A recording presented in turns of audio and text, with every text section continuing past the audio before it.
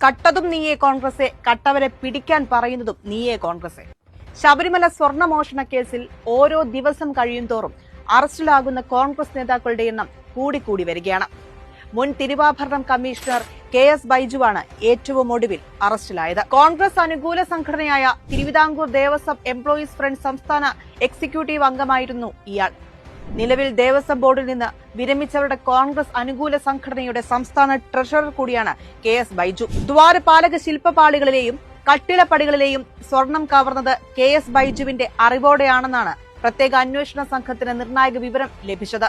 തുടർന്ന് അറസ്റ്റ് ചെയ്യുകയായിരുന്നു. 2019 ഉണ്ണികൃഷ്ണൻ പോറ്റിക്ക് സ്വർണ്ണപ്പാളികൾ കൈമാറുമ്പോൾ കോൺഗ്രസുകാരനായിരുന്ന ബൈജു സന്നിധാനത്ത് ഉണ്ടായിരുന്നില്ല. പാളികൾ കൈമാറുന്ന സമയത്ത് അതിന്റെ തൂക്കവും അളവും രേഖപ്പെടുത്തേണ്ടയാളാണ് തിരുവാഭരണ കമ്മീഷണറായിരുന്ന കോൺഗ്രസുകാരനായിരുന്ന ബൈജു. അത് ചെയ്യാതെയിരുന്നത് ദുരൂഹമാണെന്നാണ് അന്വേഷണ സംഘം വിലയിരുത്തുന്നത്. കട്ടിളപ്പാളിയിലെ സ്വർണം ചെമ്പാക്കി എഴുതിയതിലും ബൈജുവിന് വ്യക്തമായ പങ്കുണ്ടെന്നാണ് പുറത്തുവരുന്ന വിവരങ്ങൾ.